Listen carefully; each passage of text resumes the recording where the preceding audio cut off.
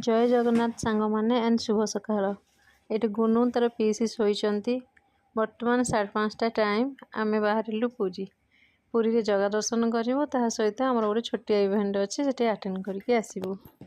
मु मो हजबैंड चलू आसतु जा। यहाँ हूँ आमर गाँ रास्ता माने शाशुघर गाँ रास्ता। फाइनाली आसिक आम एनएच पहुँची गलु पिपली टोल।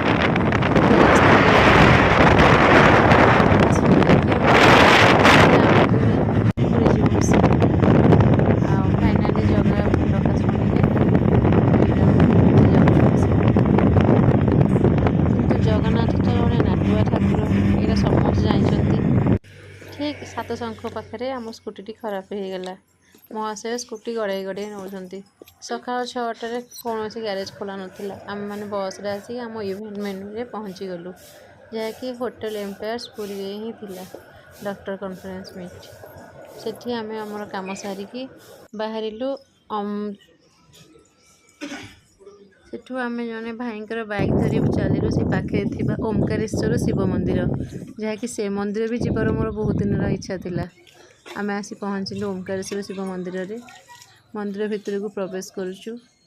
एबे चलतु आम जीवा ओमकारेश्वर शिव मंदिर भितर को एवं देखिए मंदिर भितर सुंदर सुंदर देवादेवींकर प्रतिमूर्ति रही। सहित ये गोटे खास जिनसटे अच्छी आपण मैंने अपेक्षा करूँ निश्चय देखिए।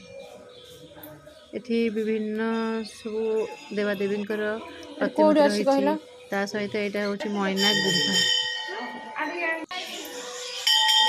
यहाँ तो आम राधा कृष्ण बहुत सुंदर झुलनाटे देखिलु। सहित ये रथ चक्र गोटे बेल अच्छी सेटा को भी गड़ेलु। तापर चैतन्य स्टैच्यू अच्छी। यह हूँ मंदिर खास पॉइंट जहाँकि 108 शिवलिंग एथे पूजा कर एक सहित।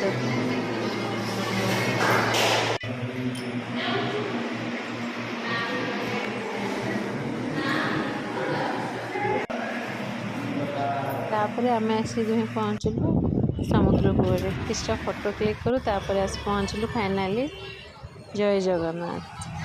आ भितर तो फोन अलाउ नहीं बस बाहर को तो किसी समय बितेलु। तापर आम बस रे भुवनेश्वर जाऊँ। जय जगन्नाथ।